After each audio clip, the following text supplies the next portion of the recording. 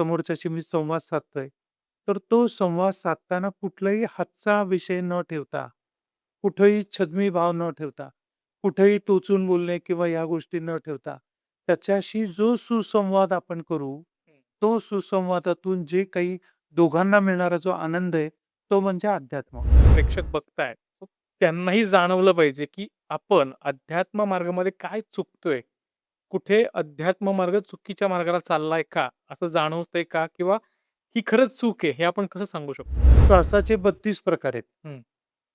कुठलाही एक प्रकार आपल्याला अवगत झाला आणि तो जर आपण व्यवस्थित आचरणात आणला, तर तुम्हाला सांगतो, श्वासाशी संबंधित असलेले आपल्या 5 ज्ञानेंद्रिय, 5 कर्मेंद्रियांशी संबंधित जेवढे ऑर्गन किंवा इंद्रिय आपल्या शरीरात आहेत, ते सगळे दीर्घकाळ अबाधित राहतात आणि श्वासावरचा कंट्रोल किंवा श्वासावर लक्ष देणं, ह्या जर गोष्टी जमल्या, तर याच्यापेक्षा अध्यात्म दुसरं काहीही सांगितलेलं नाहीये सर. नाम जपायला बसतो किंवा देवाची आराधना करायला बसतो, तर त्यावेळेस आपलं मन कुठेतरी चाललेलं असतं आणि फक्त शब्द येत असतात बाहेर.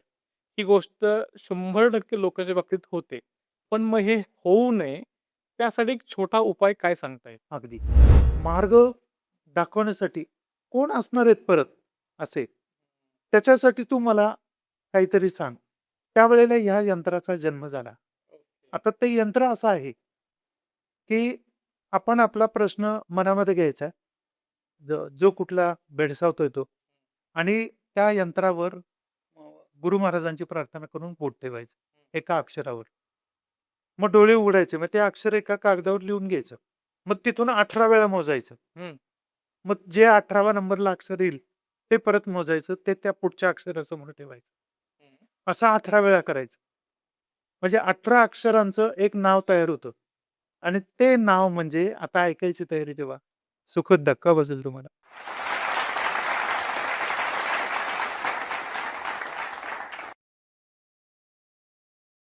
रामकृष्ण हरी मंडळी. मी गणेश कुंभार आपल्या सगळ्यांचं स्वागत करतो. वारी संत कीर्तनाची प्रस्तुत उत्सव भक्तीचा या आपल्या लाडक्या कार्यक्रमात. आणि आज भक्ती मार्गाविषयी मार्गदर्शन करण्यासाठी आपल्या स्टुडिओमध्ये एक खास व्यक्तिमत्व आलेत, ज्यांनी जे स्कूल ऑफ आर्ट्स मुंबई या ठिकाणी 29 वर्ष आपली सेवा दिली अर्थात. कारण त्यांनी तिथे विद्यार्थी नाही घडवलेत, चांगले नागरिक घडवलेत.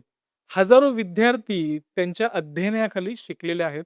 आणि आज ते समाजामध्ये वेगवेगळ्या ठिकाणी आपलं कार्य करत आहेत आणि त्यांना अध्यात्माची आवड असल्यामुळे त्यांनी आजपर्यंत 49 वेळा गिरनारची परिक्रमा केलेली आहे अर्थात असं म्हणायला हरकत नाही. सो असे गुरुवर्य गजानन सीताराम शेपाळ सर आपल्या बरोबर आहेत. सर तुमचं आमच्या स्टुडिओमध्ये खूप खूप स्वागत आहे. नमस्कार सर. येस. सो आज उत्सव भक्तीचा या कार्यक्रमामध्ये आपण भक्ती मार्गाविषयी कुठल्या मार्गावर मार्गदर्शन करणार आहात, हे जर आपल्या प्रेक्षकांना सांगा? आपण पहिल्यांदा सगळ्यांनाच रामकृष्ण हरी. मी स्वतः वारकरी संप्रदायाशी संबंधित आहे. त्यामुळं वारकरी संप्रदाय हा भक्तिमार्ग आहे आणि भक्तीच्या मार्गातूनच आपण साधारण आजच्या चर्चेमध्ये बोलूयात. तत्पूर्वी जेव्हा मी पुण्यात होतो, तेव्हा वारी जेव्हा पंढरपूरला निघायची जूनमध्ये, तर त्यावेळेला आळंदी ते पुणं असा माझा पायी वारीचा एक सहवास असायचा वारकरी संप्रदायामध्ये. तर त्यावेळेला मी काही दिंडीचे जे प्रमुख असायचे, म्हणजे ज्यांच्या बाजूनी पालखीच्या बाजूनी बालदार, चोपदार सुरू असते, तर त्यांना भेटायचं. अशा पद्धतीने मी सुरुवातीचा काही काळ मी माहिती घेतली आणि निरीक्षणातून माझी मतं मी बनवली. त्याच्यामध्ये एक साधारण 87 वर्षाचे गृहस्थ होते आणि ते इतके एखाद्या तरुण वयातल्या मुलालाही लाजवतील, अशा पद्धतीने व्यवस्थित चालत होते. मी त्यांना म्हटलं, की "आजोबा, हे तुम्ही इतकं व्यवस्थित कसं चालता?" तर ते म्हटले, की "मी पांडुरंगाच्या इच्छेने आणि त्याच्या आशीर्वादाने चालतो." मग म्हटलं, की "तुम्हाला मग त्या दगडाच्या मूर्तीमध्ये देव दिसला का? तुमच्याशी पांडुरंग कधी बोलले का?" हं. त्याच्यावर ते लगेच हे करून, की "बाबा असं नाही म्हणू कधी. पांडुरंग हा सगळ्याच्या तुमच्या आमच्या सगळ्यांमध्ये आहे." असं त्यांनी सांगितलं. आता म्हणे माझं 87 ते 90च्या घरामध्ये माझं वय चालू आहे. पण म्हणे आत्ता म्हणे तुला चष्मा लागलाय, मला चष्मा लागलाय का? इथपासून अध्यात्माला सुरुवात झाली सर. आणि त्यानंतर तुला हातामध्ये काठी माझ्या पायाला ॲक्सिडेंट झालेला असल्यामुळे मला डॉक्टर स्टिक घेऊन चालावं लागायचं. तर ती होती, "तुझ्या हातात काठी आहे." मला काठी पण नाही. मीच माझ्या कुटुंबाची काठी आहे. आता म्हणे जवळपास 300 लोकं माझ्या दिंडीमध्ये आहेत. त्या प्रत्येकाला म्हणे माझी काठी म्हणून ते माझा उपयोग करतात. म्हणजे हा आत्मविश्वास, ही श्रद्धा, ही भावना याच्यात कुठेही अतिखंड नाही. अशा पद्धतीने ते जे बोलत होते, तर मला असं वाटतं, की याच्यापेक्षा दुसरी अध्यात्माची व्याख्या नाहीच. आणि त्यानंतर ते म्हटले, की "मला चहा कसा आहे त्याची चव माहीत नाही. मला तुमचं डोकं जे दुखतं, कसं दुखतं ते मला माहीत नाही." एवढंच काय, ते म्हटले, की "मी कधी डॉक्टरच्या दवाखान्यामध्ये कधी गेलो नाही आणि हे म्हणजे देव पाहाया गेलो आणि देवच येऊन ठेवलो. तर मीच पांडुरंग आहे म्हणे. त्यामुळे अजून काय पाहिजे?"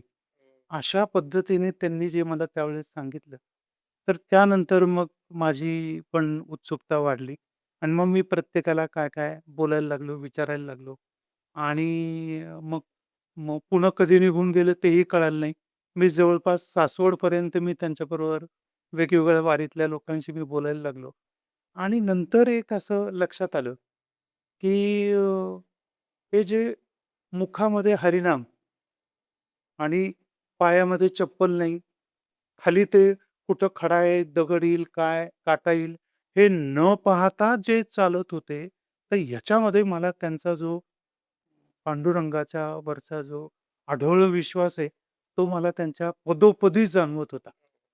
म्हणजे असं मी मी जगलो म्हणजे वारी जी आहे, ती त्या काळात त्यांच्याबरोबर ती जगलो. आणि नंतर मग ते म्हटले, की ज्ञानोबा तुकाराम म्हणत असताना, जेव्हा आम्ही खाली वागतो, खाली एकदा काशाचा टाळ त्याच्यात हां, नाद भरपूर असतो. हां.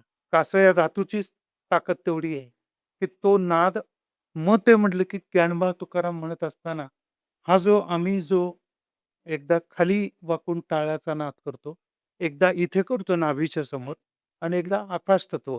आता हे मी ज्यांच्याकडनं अजून माहिती घेतली त्यावेळेस मला हे तत्व कळाले, की पृथ्वी तत्व, अग्नी तत्व आणि आकाश तत्व.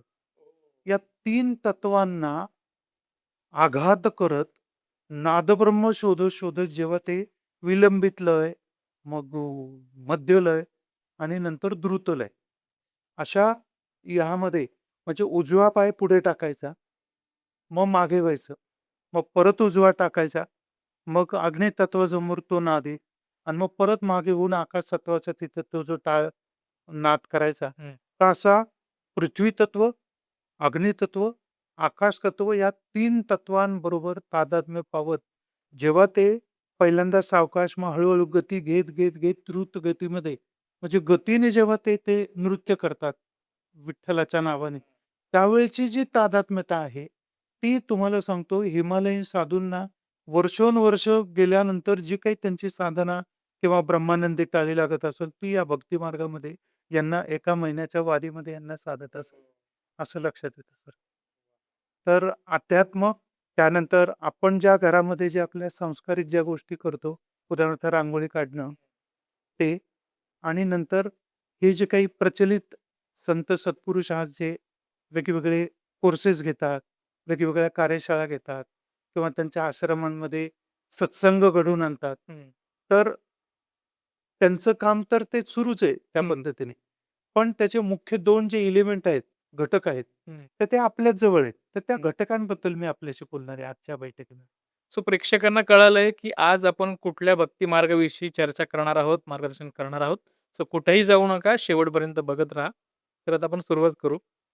सगळ्यात हाच प्रश्न आहे बेसिकमध्ये, की अध्यात्म म्हणजे काय? हे आज लोकांनी कसं समजलं पाहिजे? अध्यात्म हा विषय समजायला किंवा उच्चारायला जरी फार कठीण वाटत असला, तरी पण माझे जे गुरु होते, अ, आज ते जडदयात नाहीयेत. मी त्यांना माझा गुरु मानायचो. संगमनेरला इंगळे बाबा म्हणून. तर त्यांनी या अध्यात्माची जी व्याख्या सांगितली, ती म्हणजे अशी की आपल्याला जे काही करायचं ते आपण अत्यंत आनंद घेऊन करायचं. आणि ज्या गोष्टी करताना आपल्याला आनंद मिळतो, ते म्हणजे अध्यात्म. हो. हे मला फार परिणामकारक वाटलं ते. म्हणजे चित्रकार असेल तर तो चित्र काढताना एकरूप होतो. हं, एखादं व्यक्ती चित्रण करताना समोरच्या व्यक्तीमध्ये तो जेव्हा एकरूप होतो, त्याच वेळेला त्या व्यक्तीचं करेक्ट गेस्चर किंवा करेक्ट हावभाव तो टिपू शकतो. हे म्हणजे अध्यात्म. घरातली गृहिणी जेव्हा घरातल्या लोकांसाठी आणि आलेल्या गेलेल्यांसाठी जे घरामध्ये स्वयंपाक जो करते, साध्या गोष्टी असतात घरातल्या तोच मसाल्याचा डबा असतो, त्याच सगळ्या गोष्टी असतात. पण ती ज्या तन्मयतेने तो स्वयंपाक करते ना आणि तिच्या स्वयंपाकाला जी एक रुची येते, ती रुची जेव्हा समोरचा घरातली मंडळी जेव्हा स्वाद घेतात आणि त्यामध्ये त्यांना जो आनंद मिळतो, तो तिच्या दृष्टीने ते अध्यात्म आहे. ओके. किंवा एस-टीचा ड्रायव्हर आहे, रिक्षेचा ड्रायव्हर आहे. तो ज्या पद्धतीने कुठलेही खड्डे सांभाळून जेव्हा तो व्यवस्थित चालक जे ते त्याचं वाहन चालवतो, तर ते जितकं तो मनापासून वाहन चालवतो, तर ते त्याचं मनापासून जे आहे, तर ते ते म्हणजे अध्यात्म. हे त्या काळामध्ये बाबांनी आम्हाला सांगितलेलं होतं. म्हणजे तुम्ही साधी गोष्ट आहे, विद्यार्थी जो आहे ना, विद्यार्थी काही विद्यार्थी 4-4, 5-5 तास, 8-8 तास अभ्यास करतात. काही विद्यार्थ्यांना 20 मिनिटं, 15 मिनिटं किंवा 1 तासामध्ये पण त्यांचं ते काही होतं आणि नंतर परीक्षा देताना वास्तविक शिक्षक तेच शिकवत असतात. अभ्यासक्रमाच्या सिलेबसला तेच सगळं असतं. पण एकच विद्यार्थी पहिला आलेला असतो. तर त्याच्यामागे सुद्धा तो ज्या तन्मयतेने तो अभ्यास करतो, तो अभ्यास म्हणजे त्याच्या दृष्टीने ते अध्यात्म आहे. म्हणजे इतकी साधारण सोपी ती व्याख्या आहे अध्यात्माची. मग माझं कुठलं तरी एक क्षेत्र आहे. हं. कुठलंही क्षेत्र तुम्ही घ्या. मग मी एखादी पोथी वाचन करतोय हं. किंवा एखाद्या समोरच्याशी मी संवाद साधतोय. तर तो संवाद साधताना कुठलाही हातचा विषय न ठेवता, कुठेही छद्मी भाव न ठेवता, कुठेही टोचून बोलणे किंवा ह्या गोष्टी न ठेवता, त्याच्याशी जो सुसंवाद आपण करू, तो सुसंवादातून जे काही दोघांना मिळणारा जो आनंद आहे, तो म्हणजे अध्यात्म. म्हणून पंढरीसी नाही कोणा अभिमान पाया पडे जन एकमेका. मग हा इतक्या मोठ्या वयाचा आहे किंवा हा इतक्या मोठा लहान आहे. अजिबात काही नाहीये तसं. म्हणून भक्ती मार्गामध्ये जे सांगितले ते. म्हणून मग गुरु महाराजांनी जे सांगितलं, आम्ही जे गिरनारला जे आम्ही जातो, तर गिरनारला जाताना आजची जी गोष्ट आहे ना सर, की आज आपल्या समाजामध्ये वेगवेगळ्या क्षेत्रात, वेगवेगळ्या ठिकाणी जे त्या क्षेत्रातले जे माता, बापू हं. किंवा श्री-श्री किंवा 1008 आचार्य प्रवर अशा सगळ्या उपाध्या असलेली जे काही व्यक्तिमत्व आपल्याला पाहायला मिळतात. तर ते सगळेच आपल्याला जे बोलतात ना, तर तुम्ही श्वास असा घ्या, प्राणायाम असा करा, असं ते सांगतात किंवा तुम्ही आहार-विहार असा घ्या किंवा तुम्ही एकभुक्त राहा. हे जे काही गोष्टी आहेत, तर मला थोडंसं याच्यामध्ये वेगळं सांगायचं आहे आपल्याला, की बघा ना, की श्वास आपला स्वतःचा आहे श्वास. मन पण आपलंच आहे. हं. आणि सांगतात तुमचं मन तुम्ही असं करा, तुमचा श्वास तुम्ही असं करा. ते सांगणार आणि मग आपण काही मोठ्या रकमा देऊन आपण त्यांचे ते शिबिरं आपण अटेंड करायला जातो. हां. मी म्हणतो जर सगळंच तुझं आहे, तुझ्यापाशी तू जागा चुकलाशी, श्वास तुझ्याकडे आहे, मन तुझ्याकडे आहे. मग कशासाठी इकडे-तिकडे जायचं? तो कस्तुरी मृग सुगंध कुठून येतोय पाहण्यासाठी वेड्यासारखा इकडे-तिकडे पळतो. नंतर त्याच्याच नाभीत तो कस्तुरी आहे, की जे सगळं वातावरण सुगंधित करून जाते.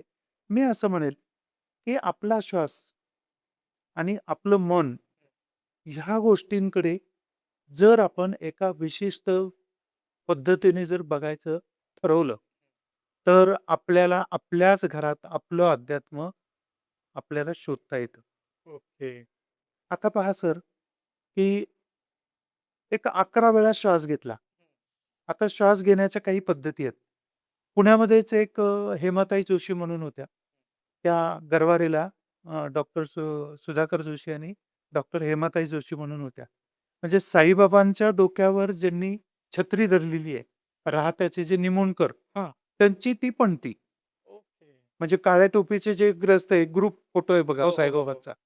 त्यांची ती पणती म्हणजे नातवंड आणि पतवंड तर त्यातल्या त्या हेमाताई जोशी म्हणून. तर त्यांना 32 प्रकारचे ओम त्यांना अवगत होते आणि कसे उच्चारायचे ओह!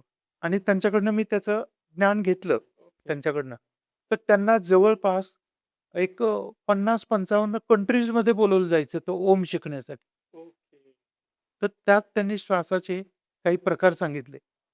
तर बघा ना, की आपण दीर्घ श्वास म्हणजे आत घेताना हं. पटकन घ्यायचा आणि सोडताना सावकाश सोडायचा. म्हणजे याच्यासाठी तबल्याची जी मात्रा आहे त्रितालाची हं. 10 दिन दिन दा, 10 तीन तीन ता, ता तीन दिन दा. हे जे काही ती 16 मात्रांचा जो हां, हां. तबल्याचा जो हे आहे, तर त्याच्यामध्ये पहिल्या 4 मात्रांमध्ये श्वास आत घ्यायचा आणि ओके. 16 मात्रांमध्ये सावकाश सोडायचा. फक्त समजावं म्हणून मी ते हां. सांगतोय. तर किंवा हा जो एक क्रम आहे टाळ्यांचा, 16 वेळा जर ह्या आपण टाळ्या जर हे केल्या, हाच क्रम आहे, हा बदललेला नाही बघा. हं. तर यातल्या 4 वेळा टाळीचा जो वेळ लागतो, त्या वेळेमध्ये आपण श्वास आत घ्यायचा आणि 16 वेळा टाळी वाजवताना जो वेळ लागणार आहे विलंबित, हं. तो. हे जर आपण 11 वेळा केलं, 10 वेळा पण नाही हां. आणि 12 वेळा पण नाही. मग सकाळी उठल्यानंतर करा किंवा रात्री झोपताना करा. म्हणजे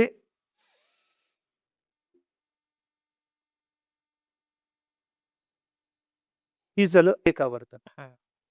हे जर आपण 11 वेळा केलं, तर तुम्हाला सांगतो मेंदूपर्यंत रक्ताभिसरण पूर्ण सर्क्युलेट व्हायला, म्हणजे त्याचं रक्ताभिसरण व्यवस्थित प्रवास करायला एक साधारण 8-10 दिवसानंतर सुरुवात होईल चांगल्यापैकी. ओके. कारण आपल्याला जांभया येतात, हां. आपल्याला कंटाळा येतो. खूपदा आपण जर एखादं स्वामीचरित्र वाचायला सुरुवात केली किंवा गजानन विजयाचा 21वा अध्याय वाचायला सुरुवात केली किंवा पहिला अध्याय जय जयाची उदार कीर्ती, जय जयाची प्रताप ज्योती, जय जय गणपती. मग कार्य माझे होईल ही 5वी ओवी आहे त्यातली, हं. 5 ओव्यांची. ते करतानाच लोकांना जांभया हां, यायला जांभया सुरुवात होते. येतात. कुठेतरी एक न्यूनगंड असतो, की आपल्याला काहीतरी निगेटिव्ह त्रास होतोय. आपल्याला काहीतरी वेगळं काहीतरी होतंय आणि या सगळ्या कल्पनांमध्ये कारण मग मेंदूकडे तो संदेश जातो आपल्या विचारांचा. हां. मी मगा बोललो ना, आपलं मन, मनाच्या एका भागाचा जो पार्ट आहे, एका भागाचा उपविभाग आहे, तो म्हणजे विचार आहे. हं. म्हणजे मन, अंतर्मन, त्याच्यानंतर आत्मिक बल वाढवण्यासाठी जी काही एक आपली आपण पूर्ण वातावरण बदलतो आणि विसरतो आणि आपण काही तासनतास तसंच बसून राहतो. हे आत्मिक बलापर्यंतची जी वेळ आहे, तिथपर्यंत आपण पुढे जाऊ शकतो. पण आपलं मन स्थिर राहण्यासाठी हा श्वास तुम्हाला काम करतो. ओके. हा जर 11 वेळा आपण केला, तर नंतर ठरून पण वाईट विचार आपल्या मनात येणार नाही 7-8 दिवसानंतर. आता जर आपण पहाटेच करायचं ठरवलं सूर्योदयाच्या वेळेला हं. तरी चालेल किंवा आपण झोपण्याच्या अगोदर करायचं ठरवलं हं. तरीही चालणार आहे. ओके. फक्त वेळ पाळणं हे फार गरजेचं आहे. म्हणजे यम-नियमांना योग पण घाबरतो असं पूर्वीचे लोक हां. आपल्याला म्हणायचे. म्हणून पहा ना, आत्ताचं WHO ने सांगितलेलं वय आहे ते आपलं 60 ते 65 आहे. हो, हो, हो.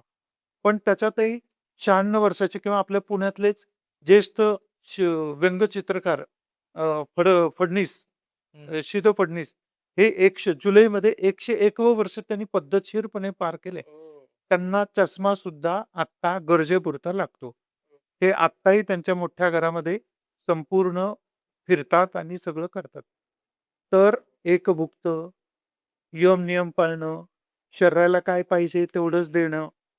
कारण शास्त्र सांगतं, की 17 ग्रॅम पुढचंच ब्लड बनतं. आपल्याकडं आवडलं, की आपण सुरुवात करतो. आपण थांबतच नाही. अशा याच्यामध्ये आपण जर कुठं थांबायचं हे जर आपल्याला कळालं, तर आपण फार दीर्घायुषी होऊ शकतो. हो. आपला श्वास आता श्वासापुरताच जर विचार करायचा झाला, सगळे प्राणी घ्या, चतुष्पाद प्राणी किंवा द्विपाद आपण जे आहोत ते, सगळ्यांना मोजून दिलेला युनिव्हर्सनी श्वास आहे. बरोबर. त्याच्यावर ओशोंनी एक दृष्टांत सांगितलेला होता, की माणूस, माकड, बैल या सगळ्यांना त्यांनी विधात्याने आपण म्हणूयात, हं. श्वास दिलेले मोजून. हं. प्रत्येकाला एक 40-40 श्वास मोजून दिले. हिशोबासाठी समजायला सोपं जावं म्हणून सांगतो. तर त्याच्यामध्ये पहिला बैल म्हणला, "मला 40 श्वासांची 40 वर्ष म्हणजे 40 वर्षाचे श्वास दिले. मला हे 40 वर्ष फार जास्त होते. मला नको बाबा म्हणे एवढे वर्ष. तुझं काय म्हणणं आहे म्हणून त्यांनी अ, याला विचारलं, दुसऱ्या प्राण्याला विचारलं. तर गाढवानी पण सांगितलं. दुसरा प्राणी गाढव होता. तर तो म्हणला, "मला पण नकोय म्हणे एवढ्याशा वर्षाचे श्वास, 40 वर्षाचे." माकडाला विचारलं. तो पण म्हणला, "मलाही नकोय एवढे वर्षाचे श्वास." तर माणसाला विचारलं. तो म्हणला, "मला हेच कमी पडतात आहेत. हे जे 40 वर्ष आहेत ना, हेच कमी पडतात आहेत." मग म्हणे, "मग तुम्हाला जर नकोय, 20-20च तुम्हाला पाहिजे म्हणता तुम्ही. तर मग तुमचे तिघांचे 60 मग मला मिळाले तर तुम्ही दिले तर तुमची काही हरकत आहे का? चला म्हणे आपण जाऊ ब्रह्मदेवाकडे." आले ब्रह्मदेवाकडं. सगळ्यांनी त्यांची कैफियत सांगितली. तर ब्रह्मदेवाला माणसाने सांगितलं, की म्हणे, "यांचे जर आता नको आहेत ना, यांना 20-20 वर्ष नको आहेत. मग ते मला द्या तुम्ही." तर ब्रह्मदेव म्हणले, "तुमचं काय आहे का हरकत काही?" ते म्हणले, "नाही काही हरकत. ठीक आहे," म्हणे, "मग हे याची 20-20 60 वर्ष." असे माणसाला 100 वर्ष झाले. आता काय होतं, की 40 वर्ष माणसाची काम करायची कॅपॅसिटी राहते आणि त्याच्यानंतर मात्र मग बैलाचे 20 वर्ष सुरू होतात. आणि मग त्यावेळेस तो मग मुलं होतात, मग ओझं या सगळ्या गोष्टी सुरुवात होती. आणि मग त्याचं बैलाचं 20 वर्ष त्याची सुरू होतात. मग दोर मेहनत पुढे सुरू होती त्याची, की ओरडणं सुरू होतं. पुढचे 20 वर्ष झाल्यानंतर मुलं मोठी होतात, लग्न होते, नातवंड होतात. मग इकडे जाऊ नको रे, तिकडे जाऊ नको रे, असं सगळं. मग त्याचं ओरडणं सुरू होतं.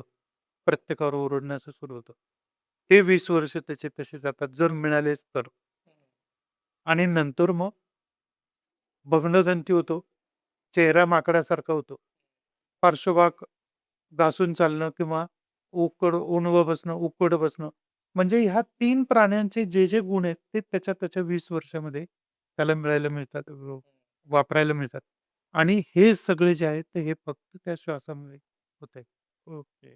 म्हणून जर या श्वासाला कासवाच्या श्वासाने जर आपण जगायचं ठरवलं, हं. तर आपण मी नाही 1000 वर्ष म्हणणार, पण आपण आपल्याला जे काही नैसर्गिक आयुष्य मिळालं ते आपण अत्यंत व्यवस्थित घेऊ शकू. म्हणजे काय? तर जेव्हा प्राणायाम करताना किंवा श्वास सावकाश आत घेणं, सावकाश सोडणं, हा पहिला प्रकार. मग श्वास गतीने आत घेणं आणि सावकाश सोडणं, हा दुसरा प्रकार. तिसरा प्रकार श्वास सावकाश आत घेणं आणि गतीने सोडणं, ओके. हा तिसरा प्रकार. असे श्वासाचे 32 प्रकार आहेत. हं. कुठलाही एक प्रकार आपल्याला अवगत झाला आणि तो जर आपण व्यवस्थित आचरणात आणला, तर तुम्हाला सांगतो, श्वासाशी संबंधित असलेले आपल्या 5 ज्ञानेंद्रिय, 5 कर्मेंद्रियांशी संबंधित जेवढे ऑर्गन किंवा इंद्रिय आपल्या शरीरात आहेत, ते सगळे दीर्घकाळ अबाधित राहतात. आणि श्वासावरचा कंट्रोल किंवा श्वासावर लक्ष देणं, ह्या जर गोष्टी जमल्या, तर याच्यापेक्षा अध्यात्मात दुसरं काहीही सांगितलेलं नाहीये सर. तर तुम्ही अध्यात्म मार्गाविषयी खूप सुंदर सांगितलं. पण आपले आजचे प्रेक्षक बघताय, तर त्यांनाही जाणवलं पाहिजे, की आपण अध्यात्म मार्गामध्ये काय चुकतोय? कुठे अध्यात्म मार्ग चुकीच्या मार्गाला चाललाय का? असं जाणवतंय का? किंवा ही खरंच चूक आहे, हे आपण कसं सांगू शकतो? इतका संवेदनक्षम असा हा प्रश्न तुम्ही विचारलात. मी अगदीच फार हिमालयन साधू किंवा तपस्व्याने इतका माझा जरी अभ्यासाने मी मोठा नसलो, तरी पण मी फार प्रामाणिक आहे माझ्या विषयांसाठी. त्याच्यावर मी फार खात्रीने आपल्याला सांगेल, की काय होतं, की आपण जेव्हा अमुक एक काहीतरी देवाची गोष्ट करतो, कोणीतरी सांगितलेलं असतं, कोणीतरी मार्गदर्शक असतात आणि ते. तर ते आपण खरंच मनापासून करतो का? हे प्रत्येकाने आत्मपरीक्षणाचा हा भाग आहे सर. कारण त्याच वेळेला हू, व्हॉट, व्हेन, व्हेअर, व्हाय आणि हाऊ हे 6 ककार त्याच्या मनामध्ये सुरू असतात. आणि त्यामुळे म्हणजे लक्ष ओम नमोचे अद्यावेद प्रतिपाद्य सुरू असतं आणि त्याच वेळेला हा कुठं गेलेला असेल, ती कुठं असेल, माझं पैशाचं कसं, हे कर्जाचा हप्ता आलेला आहे. आता काय करायचं त्याच्यामध्ये? मग कसा तुम्हाला रिझल्ट मिळणार त्याचा? तर ह्या चुका म्हणण्यापेक्षा या त्रुटी आहेत. तुम्ही जे काही 24 तास आपल्याला मिळतात आहेत, त्याच्यातले 15च मिनिटं जरी तुम्ही फार मनापासून जर तुम्ही तुमचं जे काही तुमचं आन्निक आहे, जे काही तुमचं धार्मिक आहे, काय होतं कुलस्वामिनी आणि कुलदैवत हे जरा कडक असतात हो. आणि आराध्य दैवत मात्र आपल्या मातृकुलासारखं असतं. आपल्या मातृकुलाकडचे जे लोकं आहेत ना, ते फार लाड करतात. एक जनरल उदाहरण मी हां. तुम्हाला देतो. मामा फार लाड करतो, मावशी फार लाड करते. म्हणून आपल्याकडं म्हण आहेत, पूर्वजांनी जे केले ना, "माय मरोन मावशी जगो" म्हणतात ते. हां. तर हे साध्या-साध्या गोष्टी आहेत. पण या सगळ्या मला वाटतं अध्यात्माचे हे वेगवेगळ्या पानांना, फांद्यांना लागलेले हे फळं आहेत.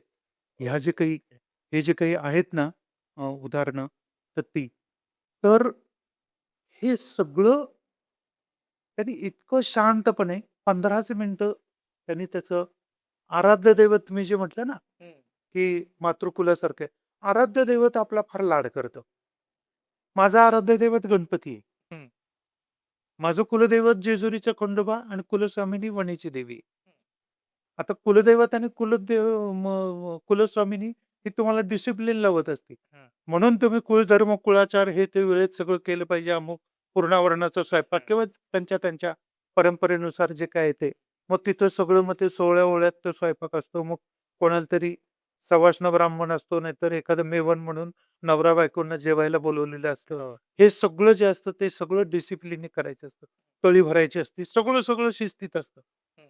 पण गणपतीचं तसं नाही. म्हणजे माझा आराध्य दैवत हां. असल्यामुळे मी सांगतो, की मी चालताना पण ओम गम गणपते नमः म्हणेल. आता मी कलाकार आहे. दृश्य कलाकार आहे मी. दृश्य कलाकाराला ओम अ, कामधेनवे नमः असं म्हटलं. गणपतीचं नाव कामधेनवी आहे. तर कपिलाय नमः गणपतीचं दुसरं कपिला गाय. हां.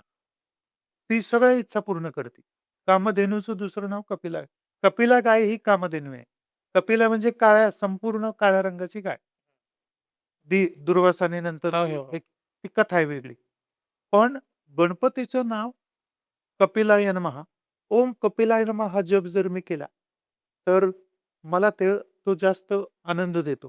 बरं आता कुठलीही गोष्ट आहे ना, आपल्याला जेव्हा कुठला जप करताना आनंद वाटतो ना, तो जप आपण करावा. असं एक परत आहे. मग आता ओम द्राम दत्तात्रयाय नमः. दत्त गायत्रीचा जप किंवा ओम भूर्भुवस्वः तत्सवितुर्वरेण्यं भर्गो देवस्य धीमहि धियो यो नः प्रचोदयात्. आता याच्यामध्ये संपुट लावतात. संपुट म्हणजे पुढं आणि शेवटी ओम लावणं. मधी ओम लावणं, दंड जिथं संपतो तिथं ओम. हे त्याच्यातल्या अजून काही हां.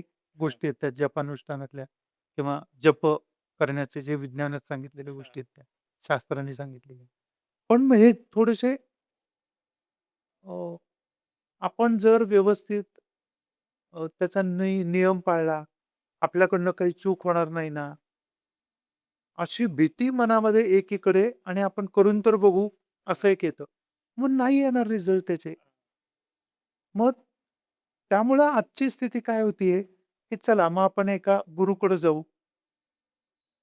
आता गुरूकडे जाऊ म्हटल्यानंतर आत्ताचं जर आपण मीडिया आणि हे जर सगळं बघितलं, तर त्याच्यावर माझी बोलण्याची आजची ही वेळ नाहीये. पण आपला गुरुसुद्धा मग कसा असावा? जडदेहातला गुरु. मग तो गुरु या संज्ञेला किती पात्र आहे? आणि त्याच्याही पलीकडे शिष्याने गुरुला शोधण्यापेक्षा गुरुच शिष्याला शोधतो, असं गुरुचरित्रात सांगितलेलं आहे किंवा अध्यात्मात सांगितलेलं बरोबर आहे. आहे. त्याच्यामुळे आपण त्या दृष्टीने कुणाचं मार्गदर्शन आपल्याला योग्य वाटतंय? मी म्हणतो प्रत्येक साधकाने राजहंस व्हावं. कारण तो एकमेव निसर्गातला एक पक्षी असा आहे, की दूध आणि पाणी यातलं पाणी तसंच राहून तो फक्त दूध घेतो. ही राजहंसाला दिलेली निसर्गाने शक्ती आहे. मला वाटतं प्रत्येक जो साधनेत येतो, कारण आपल्याकडे जो जन्माला येतो, तो जन्म झालेल्या दिवसापासून तो साधनेत येतो. काहीतरी शिकण्याच्या इराद्यानेच तो येत असतो. आणि नवे ते मज नित्यावे आत्ताच्या जाहिरातीमध्ये तर म्हटलेलंच, आपल्याला नाविन्य हवंच असतं. पण त्याच वेळेला जर आपल्याला स्वतःहून मनाला आपलं एक मन सांगत असतं बघा, की काय चांगलं आहे आणि काय कमी चांगलं आहे. मी वाईट म्हणतच नाही. जे आपल्याला स्वतःहून आपलं मन जे सांगतं, कारण आपलं मन हे आपला आद्य गुरु आहे. आपल्याला बघा, मला माझी मनोदेवता नाही सांगत बुवा, असं सहज आपण बोलतो. हो. त्याच वेळेला आपण हे बोलत असताना आपण का ते बाजूला ठेवतो? आपण का त्याच्याकडे फार गांभीर्याने बघत नाही?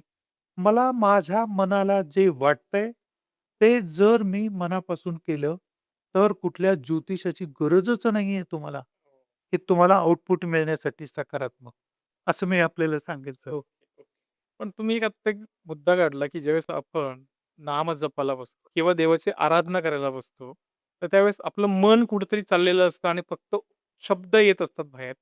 ही गोष्ट 100% लोकांच्या बाबतीत होते. पण मग हे होऊ नये, त्यासाठी एक छोटा उपाय काय सांगता येईल? अगदी. हाही तितकाच तुल्यबळ प्रश्न आहे तुमचा. ह्याच्यासाठी मी आहे प्रतीकशास्त्राचा अभ्यासक. हं.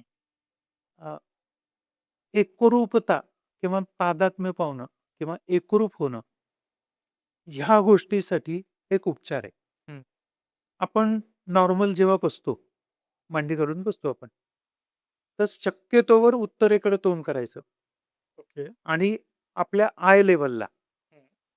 म्हणजे महिला जी टिकली अ, लावतात, त्या टिकली इतका एक गोल. मग त्याचे क्रम आहेत रंगांचे. रंगाचा अभ्यासक असल्यामुळे हां. सांगतो. पहिला लाल रंगाची टिकली, मग हिरव्या रंगाची टिकली, आकार तोच. ओके. त्यानंतर निळ्या रंगाची टिकली आणि लास्टला पिवळ्या रंगाची टिकली. पिवळा हा लांबून दिसणार नाही. हं. पहिल्यांदा लाल दिसेल, मग निळा दिसेल, मग हिरवा दिसेल आणि मग पिवळा. म्हणजे त्यांची त्यांची एक कॅपॅसिटी आहे रंगांची. हां. तेजोकिरणं जे निघतात आपल्या रेटिनापर्यंत जातात. तर लाल रंगाची टिकली समोर ठेवावी. मग भिंतीला त्या आय लेव्हलला हं. आणि त्याच्याकडे 1-2 मिनिटं नाही, हं. 30-35 सेकंद त्याच्याकडे डोळ्याची पापणी न लावता त्या टिकलीकडे बघायचं. बरं. जर आपल्याला त्रास होत नाही, हं. असं लक्षात येतं. खूपदा भुवया दुखायला लागतात, हो, हो. जड होतात, मागच्या बाजूनी डोकं दुखायला लागतं. तर हे न होता आपल्याला फॅमिलिअर करायची ती सवय. हं. हा साधनेचा भाग आहे. बरोबर. एकरूप होण्यासाठी आपल्याला पहिल्यांदा आपलं आज्ञाचक्राला कंट्रोल करायचंय. ओके. त्याला जागरूक करायचंय, ॲक्टिव्ह करायचंय. हे जे 30-35 सेकंद आहे ते 1 ते सव्वा मिनिटापर्यंत पुढे न्यावे. हं. ती गती वाढवावी. उत्तर दिशेसाठी त्याचे कारण ओघात आलं की मी बोलेन. हं. उत्तर दिशेकडेच का तोंड करायचं. पण हे करायचं. त्याच्या पुढचे 4 ते 5 दिवस टिकलीचा रंग बदलायचा. ओके. तो कॉम्प्लिमेंटरी घ्यायचा. लालचा कॉम्प्लिमेंटरी, तो हिरवा ठेवायचा. हं. त्यावेळेसही आता ऑलरेडी आता शरीर आणि मेंदू आणि डोळे तयार झालेले हो. असणार आहेत, बरोबर. अगोदरच्या रियाजामुळे. मग त्याप्रमाणे तो पुढचा ठेवायचा. हं. त्याच्याकडे साधारण साधारण 1 मिनिट डोळ्याची पापणी न लावता त्या हिरव्या टिकलीकडे पाहत राहायचं. मग ते पाहणं झाल्यानंतर मग पुढच्या 7-8 दिवसांनी हं. मग टिकलीचा रंग बदलणार, तो निळा होणार. आपण हं. आकाश तत्वाकडे जातो. आकाश तत्व आपल्या मेंदूपासून, मेंदूचा आणि आकाश तत्वाचं साधर्म्य जवळीक आहे आणि नंतर ब्रह्मांडाकडे जातो पिवळ्या रंगाची टिकली. ओके. आता लाल जेवढ्या पटकन दिसेल, तेवढी तुलनेने सुरुवातीच्या काळामध्ये पिवळी टिकली दिसणार नाही. कारण ती बॅकग्राऊंडमध्ये मर्ज होईल. बरोबर. पण ह्या साधनेनंतर साधकाचं लक्ष त्या पिवळ्या टिकलीकडे राहील. त्यावेळेला तो तिथे एकरूप झालेला असेल. त्यांनी ठरवलं ना, कुठले तरी विचार माझे आलेच पाहिजे मनात. ठरवूनही येणार नाहीत सर. ओके. आणि वाह! मग करा जप. तुमच्या आराध्य देवतेचे जप करा. क्या बात! इतकं ते सर सोपं आहे. म्हटलं तर सोपं आहे आणि म्हटलं तर क्लिष्ट आहे. पण जर आपण आईचाच पदर जेव्हा बाळ ओढून हां. तिच्याचकडे ती प्रसंगी डाकती, त्याला मारती, हे करते, तरी आपण तिच्याकडे जातो. तसं तो जो चिवटपणा आहे ना, तो चिवटपणा जर या साधनेमध्ये आपण ठेवला, तर आपण 100 नाही, 2000% आपण एकरूप होण्याच्या स्थितीपर्यंत येऊ. ही स्थिती आहे ओके. एकरूप होण्याची. मनाला एका विशिष्ट गतीपर्यंत शांत ठेवणं, याच्यासाठीची जी गती आहे किंवा याच्यासाठीचे जे आवर्तन आहेत, ते म्हणजे हे. वाह! क्या बात! मला वाटतं, की प्रेक्षकांना आज एक सुंदर उपाय मिळालाय. कारण की फक्त साधनाच नाही, त्यांच्या दैनंदिन जीवनातल्या ज्या काही गोष्टी आहेत, की त्यांचं कॉन्सन्ट्रेशन होत नाही. अडथळे येतात, सारखे विचार डोक्यात चालू असतात. सो ही साधना जर केली, तर ते अडथळे दूर होतील आणि आयुष्य सुखकर होईल. अगदी. येस. तुम्ही उत्तरेचं काहीतरी म्हणाला होतात, ते हो. सांगायचं राहिलं. आपलं उत्तर दिशेनेच का बसायचंय? आता याच्यासाठी की आपला उत्तर आणि दक्षिण ध्रुव आपलं होकायंत्राला सुद्धा उत्तरेकडे त्यांनी लाल ॲरो दिलेला आहे उत्तरेकडं. हे जे चुंबकीय बल जे आहे ना दोन्ही ओके. दिशांना, हं. त्याच्यामध्ये दक्षिण ध्रुव जो आहे, तर तो आपण पहा रात्री झोपताना शास्त्र सांगतं किंवा आयुर्वेद सांगतो, की आपण दक्षिणेकडे डोकेकर. डोकं करून हं. आपण झोपावं. याचं कारण रक्ताभिसरण सुरळीत चालावं याच्यासाठी. आता उत्तरेकडे जेव्हा आपण बघतो, तर उत्तर दिशा, उत्तर ध्रुव हा हलत नाही बघा. तो स्थिर असतो, उत्तर ध्रुव. बाकी सगळे ग्रह इकडे-तिकडे फिरतील, सगळे तारे त्यांच्या त्यांच्या जागा सोडतील. उत्तरेचा ध्रुव तारा जागा सोडत नाही. तो आढळ आहे त्याच्या जागेवर. तितकं आढळ आपलं मन राहावं, याच्यासाठी आपण उत्तरेकडे तोंड केलं पाहिजे. ओके. आणि जेव्हा मन स्थिर होईल, स्थिरत्वाकडे जाण्यासाठी उत्तरेकडे तोंड करायचं, असं साधारण त्याचं एक गणित आहे. आता पुढे जाऊ आपण. दत्त साधना ही जी साधना आहे, त्याच्याकडे तुम्ही कसे वळालात? आणि अर्थात जसं मी इंट्रोडक्शनमध्ये म्हणालो, की 49 वेळा तुम्ही परिक्रमा केली आहे जी, जी. गिरनारची. तो जरा त्याविषयी परि सांगा. सर परिक्रमा नाही, परिक्रमा मी एकदा केली. पण गिरनारला जाणं जे आहे, हं. ते माझं 49 वेळा झालं. ओके. आता काय होतं, की कुणीतरी सांगतं, की अमुक एक व्यक्ती आहे, मोठी व्यक्ती आहे. ती 108 वेळा गेली, 100 वेळा गेली, काय 200 वेळा गेली असं. तर काय मिळतं यांना तिथे जाऊन? हे शोधण्यासाठी स्वतःचा अनुभव घ्यायचा. म्हणून ओके. सुरुवातीला मी गिरनारला गेलो. पंगू लंगय ते गिरी म्हणतात. माझ्या पायामध्ये रॉड होता, 9 इंचाची पट्टी होती. ओके. तर सुरुवातीला मला 8 तास लागले. हं. गिरनार जाण्यापुरतं म्हणजे चढण्यासाठी. रात्री मी 1:30ला सुरुवात केली आणि जवळपास पहाटे मी म्हणजे 4:30-5ला 6च्या दरम्यान मी तिथे पोहोचलो. हं. रात्री 12 ते 1:30च्या दरम्यान मी प्रवास सुरुवात केली. 10,000 पायऱ्या आहेत. आता हे करताना मी दत्तमाला म्हणत होतो. दत्तमाला हा संपूर्ण म्हणजे काही जे मंत्र आहेत बघा, म्हणजे श्री स्वामी समर्थ हा एक मंत्र आहे किंवा गायत्री मंत्र सगळ्यांनाच परिचित आहे किंवा महामृत्युंजयाचा मंत्र पण सगळ्यांना परिचित आहे. हं. हो, हो. खूप मंत्र असे माहिती आहेत हं. सगळ्यांना. पण दत्तमाला हा संपूर्ण जवळपास बऱ्याच दंडांचा हा सगळे मिळून एक मंत्र आहे. ओह! तर तो मंत्र म्हणत-म्हणत मग खूपदा काय होतं, दत्तमाला म्हणताना, की आपलं जर मन कुठेतरी गेलं, तर आपण विसरून जातो पुढे. हे मी आत्ता-आत्ताही अनुभव घेतो. म्हणजे आता मला वाटतं गेली अनेक वर्ष मी दत्तमाला मंत्र जपतो. हं. पण आता तो मुखोद्गत झाला, तो माझ्या रक्तात भिनला, सगळं हं. ठीक आहे. मला त्याच्या अनुभूती चांगल्या येतात. हं. काय होतं, अनुभूती येणं खूपदा काही अनुभव इतरांना सांगू नये असं म्हणतात. अनुभवाला. मी फक्त विचार कसे स्थिर ठेवता येतील याचा प्रयत्न केला ओके. आणि मला ते 8 तास लागले. आता तसं नाही होत. जिथं मला 8 तास गुरुस्थानापर्यंत जायला लागतात, तिथं मी 3 सव्वा 3 तासामध्ये पोहोचतो. ओह! 10,000 पायऱ्या. आता म्हणजे आनंदच वाटतो. बरं आता जरी तो रोपवे असला, तरी प्रत्यक्ष पायऱ्या चढून जातानाचा जो आनंद आहे हं. किंवा उतरतानाचा जो आनंद आहे, तो साधनेत असणाऱ्या लोकांना त्याचा खऱ्या अर्थाने अनुभव येतो आणि आनंद मिळतो. ओके. आता खूप जण म्हणतात, "नाही, नाही, फार अवघड आहे ते." काय होतं आपल्याकडे, की एखादी गोष्ट अवघड करून सांगणं, ह्याच्यापेक्षा सोपं काहीच नाहीये बघा. सगळ्यांना जमतं ते. सगळे शिक्षक होतात त्यावेळेला. सगळे, "नाही, नाही, ते फार अवघड आहे." नाही रे, मग फार अगदी पायात गोळे येतात.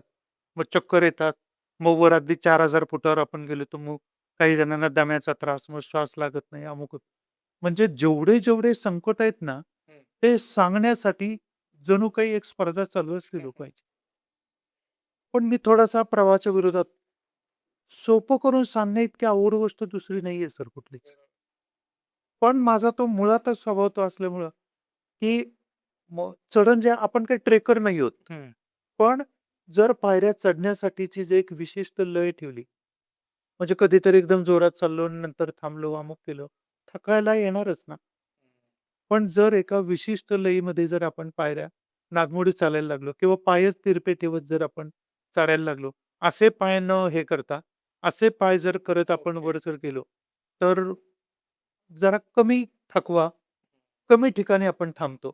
मी सुरुवातीला 7 ठिकाणी थांबलेलो होतो. ओके. पायऱ्या चढताना. आता मी साधारण 2 वेळा किंवा 3 वेळा मी थांबतो. थांबायचं असतं म्हणून मी थांबतो. हो. त्याचे काही माझे आध्यात्मिक किंवा धार्मिक काही परिमाणाला लागलेले हं. असल्यामुळे मी तिथं थांबतो. पण अगदीच ठरवलं तर अगदी 10,000 पायऱ्या आपण सावकाश आपण चालू शकू. इथपर्यंत जेव्हा आपली गती येते, त्यावेळेला तो एक आध्यात्मिक आनंद असतो. आता काय होतं, की ज्यांना जडदेहातले गुरु नाहीयेत. हं. मग एक विषय थोडासा पुसटसा राहून गेला, की गुरु कसा असावा किंवा हं. काय? गुरुच आपल्याला शोधत येतो. जी व्यक्ती किंवा जो साधक गिरनारला, "नाही, नाही आम्हाला बोलवलंच नाही, आमचा योगच नाही आला." अरे म्हणजे काय? आपल्या हातात आहे योग आणणं, आपली इच्छाशक्ती. शेवटी इच्छाशक्तीचा भाग आहे. मी ठरवलं त्यावेळेस, की आमचा योग आला नाही ना अमुक नाही तसं काहीच नाही. गिरनारला जायचं म्हणजे जायचं आणि तो पहिला दिवस होता. त्यानंतर 49व्या वेळा कशा झाल्या, या गुरु महाराजांनीच त्या करून घेतलेल्या. तो त्यांच्याच बोलवण्याचा भाग आहे. आपली फक्त इच्छाशक्ती असली पाहिजे. बरं. मला जायचंय या पद्धतीने.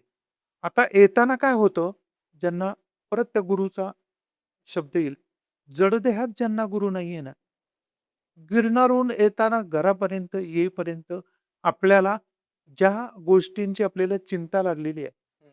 त्या गोष्टीचं चिंतेचं चिंतनामध्ये कसं कन्व्हर्ट झालेलं असतं ते स्थिती हं, मनाची, हं.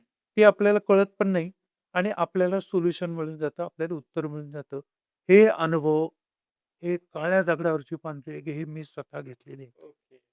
म्हणून मी अगदी खात्रीने सांगतो, एखादा खूप अनुभवी डॉक्टर जसं सांगतो ना, की ही गोळी घे आणि तुला बरं वाटेल. हं. तितक्या खात्रीने मी सांगेल, की गिरनारला जाऊन ये, तुला तुझं निराकरण होईल. म्हणजे माझी जी अढळ श्रद्धा किंवा निष्ठा आहे, कारण मी 49 वेळा घेतलेत ना अनुभव हं. त्याचे. जर आधी केले मग सांगितले. मी अनुभव घेतलेत म्हणून मी ते सांगतोय. करेक्ट. आणि मग जेव्हा आपण येतो, त्यावेळेस म्हणून दत्त जे आहे ना, समोर दत्त म्हणून उभा ठाकला आपण म्हणतो. दत्त म्हणून उभा राहिला. अमुक जण आम्ही खूप अडचणीत होतो आणि समोरचा अमुक एक व्यक्ती दत्त म्हणून दत्त म्हणजे काय तर ते हे दत्त. हो, असं. आणि परत विश्वाचा निर्माता, विश्वाचं रक्षण करता, विश्वाला नष्ट करणारा. अशी तीनही देव एकत्र आहेत ना गुरु महाराज म्हणजे. करेक्ट. आणि त्या तिघांनाही जेव्हा मग मी माझा सकारात्मक मगाशी मी बोललो ना मी सकारात्मक असल्यामुळे. तर निर्माता म्हणजे माझ्या कुटुंबाचं रक्षण करण्यासाठी मला ज्या काही रिक्वायरमेंट आहेत, त्या निर्माण करण्याचं काम माझं आहे. मी तिथं स्वतःला दत्त म्हणून पाहतो. संरक्षण करणारं मी आहे. माझ्या कुटुंबाचं संरक्षण करणारं मी आहे. तो मी गिरनारला जाऊन आल्यामुळे मी स्वतःमध्ये पाहिला. आणि कुटुंबाला बाधित गोष्टींपासून, नकारात्मक विचारांपासून संरक्षित करण्यासाठी हे नकारात्मक विचार नष्ट करणं हं. किंवा गैर ज्या काही विचारसरणीची मंडळी त्यांच्यापासून माझ्या कुटुंबाला दूर ठेवणं. म्हणजे लौकिक अर्थाने मी त्यांना नष्ट केलंय. असे तीनही दत्त मार्गातले जे काही अ, विचार आहेत, हं. त्या देवतांचे ब्रह्मा, विष्णू, महेशाचे, ते मी आत्ताच्या आधुनिकीकरणाच्या या बाजारात किंवा या समाज प्रवाहामध्ये मी स्वतःला या पद्धतीने स्वतःच दत्त झालो. म्हणजे म्हणतात ना, हां. देव पाया गेले देवाचं देव घर ठेवलं. देव. तर हे गिरनारवरून आल्यानंतर स्वतःला समजायला लागलं. सो गिरनार यात्रा तुम्ही आता 49 वेळा केली आहे. पण मग त्या यात्रेमध्ये ज्यावेळेस आपण चढायला सुरुवात करतो, तर कुठले महत्त्वाचे टप्पे आहेत आणि त्याचं काय महत्त्व आहे?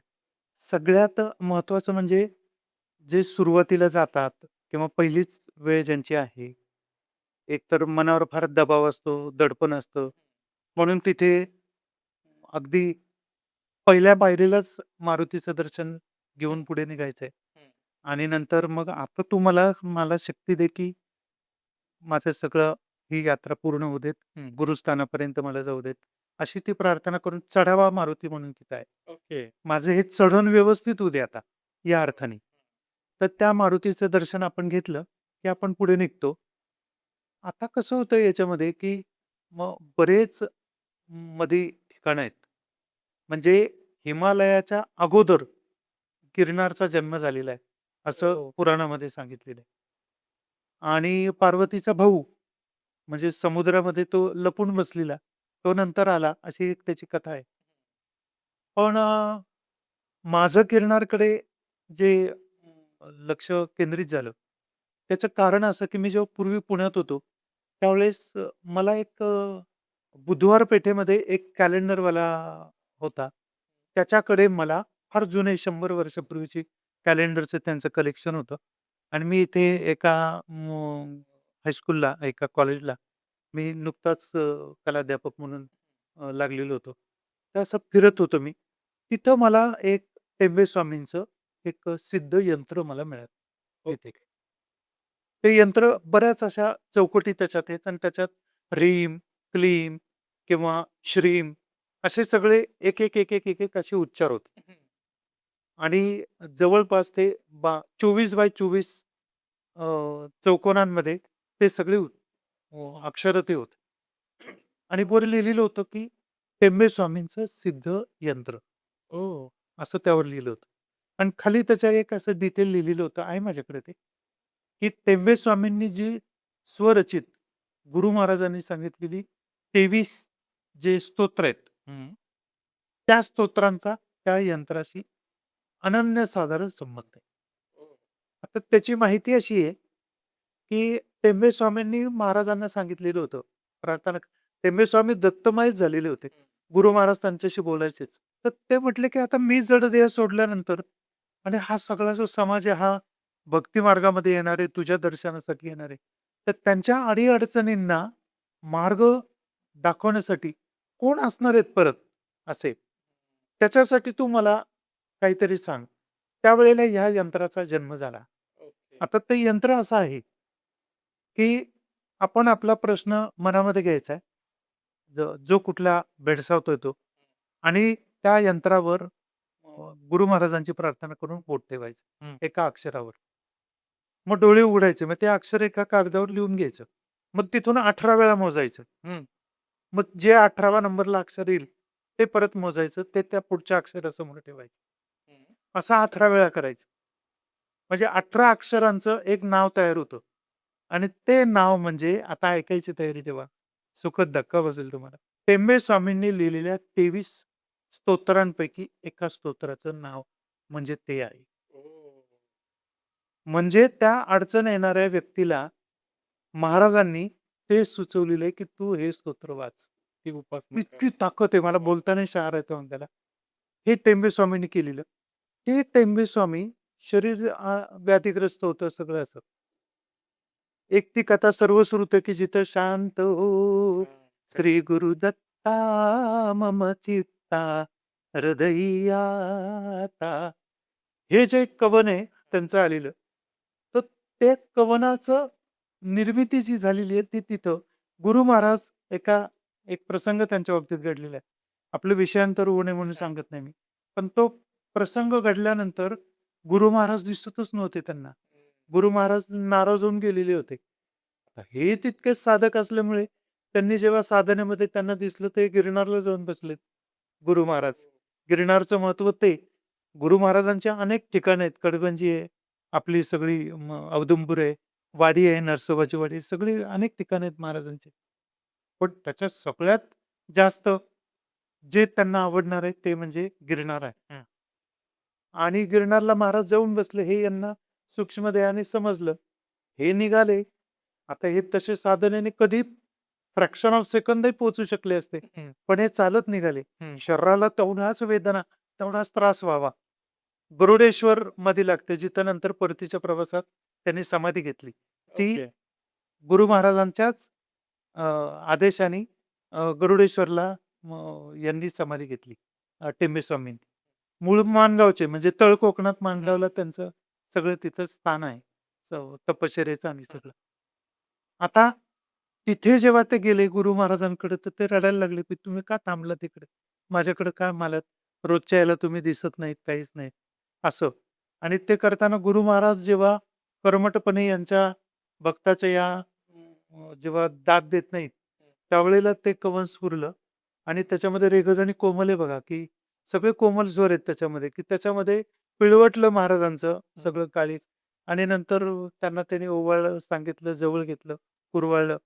आणि नंतर तू असं-असं केलं ना, म्हणून मी आलो. तर सगळ्या प्राणीमात्रांमध्ये मी आहेच ना. हं. मग तू का त्या अमुक एकावर त्याने तुझा सगळा तो नैवेद्य खाल्ला म्हणून तू त्याच्यावर का रागावला? त्याच्या रूपात मीच घेतलेला होता. तरी पण तुला ते मग हां. समजायला पाहिजे होतं ते. असं सगळं महाराजांनी त्यांना सांगितल्यानंतर मग आता तुझं समाधी कार्य, म्हणजे कार्य संपलेलं आहे. म्हणजे पूर्ण झालेलं आहे, आता हं. पूर्णत्वास आलेलं आहे. तुला आता गरुडेश्वरला समाधी घ्यायची. हे स्थळ सुद्धा नर्मदे काठचं गुरु महाराजांनी टेंबे ओके. स्वामींनी सांगितलेलं आहे. म्हणून गिरणारून आल्यानंतर जर टेंबे स्वामींच्या दर्शनाला जर साधक गेला, हं. उपासक गेला, तर त्याला अजून त्याच्यामध्ये त्याला गती येते. कारण आपण जाताना अनेक चिंता घेऊन जातो हो. आणि येताना आपण चिंतन करून येतो. हे पहिल्या वेळेला दर्शनाला जाणाऱ्या लोकांना सुद्धा त्याचा, मी माझा एक अनुभव सांगतो, की हं. शासन सेवेत, त्याच्यानंतर शासन सेवेत आपल्यावर प्रेम करणारे लोकं खूप हं. असतात. आपला मार्ग जेव्हा सरळ मार्गी आपण असतो तेव्हा. बरोबर. अशा परिस्थितीमध्ये एक वेळेला माझ्या विरोधामध्ये विद्यार्थी उठवून दिले सगळे. ओह! एका नाहिरे नावाच्या ग्रुपने. हं. आणि तेव्हा शनिवार रविवार होता. सोमवारची सुट्टी लागून आलेली होती. मी गिरनारच्या दर्शनाला गेलेलो होतो. मनामध्ये पुसटशी अ, एक चिंता होती, की सोमवारी मंगळवारी काहीतरी घडणार आहे. हं. आणि नाहिरे जो गट आहे आमचा, तर तो महाराजा आता तुम्हीच बघा म्हणलं काय आता तिथं होणार आहे ते. हं. आणि येताना असं एक माहिती कुणीतरी तिथल्या बरोबर उतरणाऱ्या व्यक्तीने दिली, की तुमचा तो जो गिरगावचा जो मठ आहे ना, हं. तिथं एक अभ्यंकरांचा फोटो आहे तिथे. हं. तिथं फरसान नैवेद्याला देतात. हं. तर ते गव्हर्नमेंट सर्व्हिसमध्येच होते. तर तुम्ही तुम्ही गव्हर्नमेंट सर्व्हिसमध्ये ना, तुम्ही त्यांना जाऊन तो नैवेद्य दाखवा आणि त्यांना सगळं सांगा. बरं. म्हटलं पण आता गुरु महाराजच आहेत म्हटल्यानंतर आता काय वेगळी हे. त्याने मला एवढं सुंदर उदाहरण दिलं. थ्रू प्रॉपर चॅनल तुम्ही जा म्हणे. बँकेचा मॅनेजर जरी असला, तरी कर्ज काढणाऱ्या कर्ज अधिकाऱ्याकडनं फाईल त्याच्याकडे आली, पण ती फिरूनच यावी लागती. मंजूर तर तोच करणार असतो. बरोबर. अरे बापरे! म्हणलं ठीक आहे. मी पहिला आलो, उत्तर मिळालं. गिरणारून येताना मी काय करायचं ते उत्तर मिळालं. मी गिरगावच्या मठात पहिल्यांदा तेव्हा गेलो. तिथं बरोबर तो फोटो तिथं आहे. सहस्त्रबुद्धेंचा फोटो आहे. हं. आणि सहस्त्रबुद्धेंच्या फोटोला मी तिथं ते हे केलं आणि प्रार्थना केली. नंतर सोमवारी व्यवस्थित मी कॉलेजला गेलो. काठी टेकवत-टेकवत हे केलं. तर त्याच्यानंतर बाहेर मुलं बसलेली होते. नाहीरे गटाने त्यांना काहीतरी पोरं कधीच हं. हे नसतात, म्हणजे दोषी नसतात. हं. कुणीतरी त्यांना सांगतं आणि त्याप्रमाणे यांच्याच हातात आपलं सगळं वर्षाचं सगळं परीक्षेचं असतं. मग आपल्याला यांचं नाही ऐकलं तर आपल्याला त्रास होईल म्हणून ते ऐकत असतात. हं. पण जसं मी आदेशदातांच्या केबिनमध्ये गेलो आणि त्यांना सांगितले बाहेर जे काही चाललंय तर ते, मग मी त्यांच्याशी काही गोष्टी फार गोपनीय होत्या त्या त्यांच्या लक्षात आणून दिल्या. त्यांच्या असं लक्षात आलं की तेच कल्प्रिट ठरू शकतात. त्यांनी अशा पद्धतीने ते बाहेर पोरांना सांगायला त्यांनी व्यवस्था केली, की प्रत्येक विद्यार्थी त्यांच्या वर्गात गेला, की जो त्या दिवशी दिवसभर बाहेर जाणार नव्हता. तर हे गुरु महाराज ओह! असं. कुठल्याही गोष्टी, कुठल्याही प्रकारचे तुमचे प्रॉब्लेम असले, तर तुम्ही गिरनारला जाऊन येतानाच तुम्हाला ते त्याचं सोल्युशन प्राप्त झालेलं असतं. याचे तर माझे 49 आहेत ना, मी तर लेखकच असल्यामुळे मी प्रत्येक गोष्टीचं लिखाण करून ठेवलेलं आहे. त्याचं भविष्यामध्ये कधीतरी महाराजांच्याच आदेशाने त्याचं पुस्तक होईल, तो हं. भाग नंतरचा. पण असे अनुभव येतात सर त्याच्यावर. म्हणून गिरनारला जावंच, प्रत्येकाने जावं. एकदा गेलात तर नंतर तो वारंवार जाणार. कारण कसं होतं, की पेढा जर खाल्ला तर त्याची गोडी अवीट असती, मग परत खावासा वाटतो. असं गिरनार आहे. आज आपण बघतो की बरेच लोक दत्त मार्गामध्ये आहेत. सो हा दत्त मार्ग एक्झॅक्टली काय आहे? सर्व अगदी फार महत्त्वाचं मला तर आपल्याला संदर्भच द्यावे लागतील इथे, की साधारण 761 वर्षांचा काळ हा दत्त मार्गाचा आहे आणि ओके. त्याच्यामध्ये 5 अवतार झालेले आहेत. म्हणजे श्री नृसिंहभान 13व्या शतकातले. त्यांचा 171 वर्षाचा काळ आहे. मग श्रीपाद श्रीवल्लभांचा 138 वर्षाचा काळ आहे. हं. श्री नृसिंह सरस्वतींचा 60 वर्षाचा काळ आहे. समाधी काल जो आहे तो 300 वर्षाचा आहे मध्ये. हां, नृसिंह सरस्वतींच्या समाधी काळानंतर स्वामी समर्थ आले हां. वारुळातून त्या. हं. स्वामी समर्थांचा काळ 60 वर्षाचा आहे आणि नंतर गजानन महाराजांचा काळ 32 वर्षाचा आहे. हो. असा सगळ्या जर आपण काउंट केला तर तो 761 वर्षाचा हा काळ आहे आणि या काळामध्ये तुम्हाला सांगतो मी, हे सगळे जे 5 जे अवतार झाले, हे सगळे बहुधान्य नाम संवत्सरामध्ये झालेले आहेत. म्हणजे त्याच्यामध्ये मी एक आंबेडकर म्हणून ज्यांनी जो ग्रंथ माझ्याकडनं संपादित केला गुरु महाराजांनीच, तर त्याच्यातला एक पारा मी तुम्हाला वाचून दाखवतो, की श्री दत्तांचा प्रथम अवतार हस्तिनापूर जवळील छेली खेडे या गावी इसवी सन 1139 49 मध्ये झाला. त्यावेळी बहुधान्य नाम संवत्सर होता. नंतर आंध्र राज्यामध्ये पिठापूर या गावी श्रीपाद श्रीवल्लभ या नावाने जो अवतार दुसरा झाला इसवी सन 1320 मध्ये, तेव्हाही बहुधान्य नाम संवत्सर होता. नंतर त्याची समाप्ती झाली आणि 1458 मध्ये कुरोपूर इथे त्याची समाधी झाली. समाप्ती झाली. नंतर 1518 मध्ये नृसिंह सरस्वती या नावाने तुर्की अवतार झाला आणि त्या अवताराची समाप्ती 1558 मध्ये झाली. तेव्हाही बहुधान्य नाम संवत्सर होता. ते संवत्सर, संवत्सर, संवत्सर बऱ्याच ठिकाणी हो, हो, हो. गुरुचरित्रात याचा उल्लेख येतो किंवा काय. 60 संवत्सर आहे. एक-एक वर्षाचा एक-एक संवत्सर आहे. हं. तर जेव्हा बहुधान्य नाम संवत्सर होतं, तेव्हा हे दत्त मार्गातले अ, अवतार झाले. ओह! हे त्याच्यामध्ये पुढे सांगितलंय, की शके 1800च्या चैत्र महिन्यामध्ये स्वामी समर्थ समाधीस्थ झाले. हं. आणि त्यानंतर येणाऱ्या माघ वद्य सप्तमीला गजानन महाराज शेगावला 14-15 वर्षाच्या बाल स्वरूपामध्ये प्रगट झाले. हो. हा सर्व काकतालीय न्याय होता, असं आपल्याला नाही म्हणता येणार. हं. कावळा बसायला आणि फांदी मोडायला इतकं हां. ते नाहीये ते. हं. ते विधिलिखितच आहे. त्यांनीच ओके. ठरवलेलं आहे ते. श्री गुरुचरित्र इसवी सन 1956 ला 56 पासून जे आंबेकर आहेत ते वाचतात आहेत. त्यांनी हं. त्यांचा संदर्भ दिला. तर तो संदर्भ असा आहे तो फार बोलका आहे, की बहुधान्य नाम संवत्सर हा शब्द त्यात अनेक वेळा त्यांच्या वाचण्यात आला. आणि नंतर स्वामी समर्थांची चरित्र ते जेव्हा वाचायला लागली वेगवेगळी, प्रत्येक ठिकाणी बहुधान्य नाम संवत्सर हा शब्द येत होता. मग समर्थांचा प्रकट दिन व समाधीस्थ दिन हे या बहुधान्य नाम संवत्सरातीलच आहेत, हे परत त्यांच्या लक्षात आलं.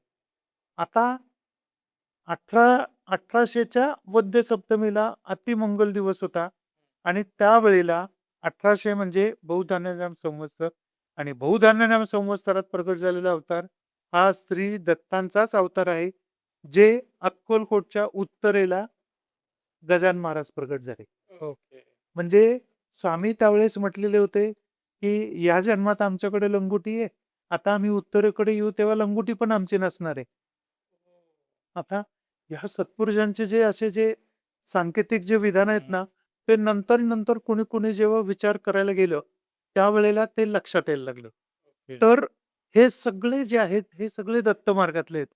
त्यामुळे ह्या प्रत्येकाला जर आपण पाहिलं, तर गुरुचरित्र, श्रीपाद श्रीवल्लभांचं चरित्र, अगदी स्वामी समर्थांचं चरित्र, इथपर्यंत हे सगळे बहुधान्य संवत्सरातले येतात. हे एवढ्याचसाठी सांगायचंय, की हे सगळे दत्त मार्गातले आहेत. ओके. आता स्वामी समर्थ आजच्या पृथ्वीवर जी त्यांनी गोटी धरलेली आहे, ते काही जाणकारांनी सांगितलेलं पण आहे, की ब्रह्मांडाला त्यांनी त्या पद्धतीने हातात घेतलेलं आहे. म्हणजे स्वामी केवढे 21 स्वर्ग आणि सप्त पाताळ इथपर्यंत व्यापलेले आहेत, असं आपल्याला म्हणता येईल. तर ते ब्रह्मांड त्यांच्या दृष्टीने एखाद्या गोटीसारखं आहे. आजच्या पृथ्वीवरचा जे काही चैतन्य आज जागरूक आहेत असं सांगितलं जातं. त्याच्यामध्ये स्वामी समर्थ, हनुमंत, त्याच्यानंतर अश्वत्थामा, त्याच्यानंतर कानिफनाथ, ओके. हे जे सगळे आहेत आणि आपण पुण्यात आहोत, शंकर महाराज. कारण स्वामी समर्थांनी शंकर महाराजांना मुखामध्ये महादेवाची पिंड ठेवून अनेक रुद्रांचे अभिषेक केलेले आहेत. असं एका 40 वर्षापूर्वीच्या एका विशेष लेखांच्या ग्रंथामध्ये, अंकामध्ये वाचायला मिळालेलं होतं. ओके. तर जेव्हा डोंगराला आग लागल आणि समुद्राचं पाणी आटल, त्यावेळेला मी येईल. तोपर्यंत हे सगळं तुझ्याजवळ मी ठेवतो. असं शंकर महाराजांना म्हणून त्यांनी असं ओंजळ करायला लावलेली आणि स्वामींनी नंतर ओंजळ अशी ठेवली. तर ते शंकर महाराज आपले पुण्यातले. तर दत्त मार्ग जो आहे ना, मी या 5 अवतारी पुरुषांच्या, सत्पुरुषांच्या व्यतिरिक्त मी अजून एकदा ज्या काही अनुभूती आल्यात शंकर महाराजांच्या बाबतीमध्ये, तर शंकर महाराज सुद्धा दत्त मार्गातलेच आहेत, असं माझ्या तरी मनामध्ये संदेह नाहीये. असं कारण आज शंकर महाराजांचे पण खूप अनुभव अनेकांना येतात. अनेक ठिकाणी शंकर महाराजांचे मठ आहेत. टिटवाळ्याला आहे, दौंडला आहे, नगरमध्ये 2-3 आहेत. अनेक ठिकाणी जबलपूरला शंकर महाराजांचं मठ आहे. अमेरिकेत मिशिगन स्टेटमध्ये हरिभाऊ म्हणून कोणीतरी ग्रस्त आहेत. त्यांनी सुद्धा तिथं स्वामींचं तिथं मोठं मंदिर आणि ते केलेलं आहे. तिथे महाराजांचा फोटो आहे शंकर महाराजांचा. ओके. तर ही सगळी दत्त मार्गांची परंपरा आहे ना, यांचा आज विश्वावर फार मोठा कंट्रोल आहे. असं मला आपल्याला फार नम्रतेने आणि विश्वासाने, श्रद्धेने सांगावसं वाटतं. पण मग मला थोडंसं अजून प्रेक्षकांच्या मनातला एक प्रश्न विचारायचा आहे, की हे अवतार कार्य इतक्या वर्षी झालं. हे पण आता अ, गजानन महाराज जे आहे, ते शेवटचा अवतार कार्य आपण असं म्हणतो. हो. तर ह्याच्यानंतरनं अजून कुठलं अवतार कार्य होऊ शकतं, असं काही आहे का? याच्यासाठी गीतेचा कृष्णाने जे अर्जुनाला कुरुक्षेत्रावर सांगितलं, की जेव्हा धर्म लागला आणि येईल, त्यावेळेला मीच प्रत्यक्ष ती ग्लानी दूर करण्यासाठी, धर्माला परत जागेवर आणण्यासाठी मी येणार म्हणजे येणार, हे जे काही आहे. मग भगवद्गीता, मग त्याच्यानंतर ज्ञानेश्वरी, मग टिळकांची जी हंसगीता, हे सगळे जे आहेत, ते सगळे 18-18 आहेत. त्याच्यानंतर शंकरगीता आलेली. शंकरगीता तर अगदी मग बोलीभाषेत वाटते वाचताना. सगळ्यांचे अध्याय 18-18 आहेत. आता हे 18च का? तर 1 अधिक 8 9. 9 हा पूर्ण अंक आहे. बरोबर. आणि परत 9 जो अंक आहे ना, तर 9चा पाढा जर आपण बघितला ना, तर 9 एक 9, मग 9 दुणे 18, 9 त्रिक 27, 9 चोक 36, 9 पाचे 45, इथपर्यंत आपण अनुभव घेतो. 9ने एक-एक अंक ॲड केलाय त्याच्यामध्ये. पुढं मग मी अनुभव घेतला ना, आता मी सांगायला लागलो. 45चा 54 झाला, 9 सक 54. 9 पाचे 45, 9 सक 54. हां, 9 चोक 36, 9 सतत 63. 36चा 63 झाला. अनुभव सांगायला लागला.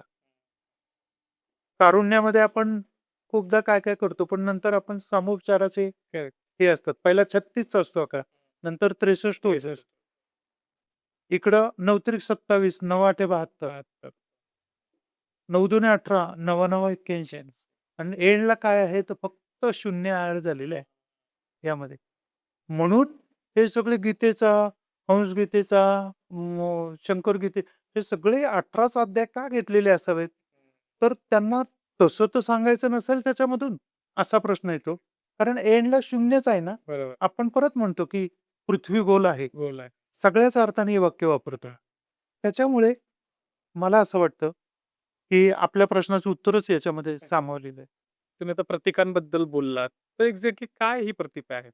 आपलं ना सर, भारतीय प्रतीकशास्त्र हे चिरंतन आहे आणि इसवी सन पूर्व काळापासून आहे. म्हणजे उंबऱ्याच्या बाहेर रस्ताच आहे शहरी वातावरणात. हो, हो. पण पूर्वी गावाकडे घर जेवढं आहे, त्याच्या दुप्पट-तिप्पट अंगण अंगण असायचं. असायचं.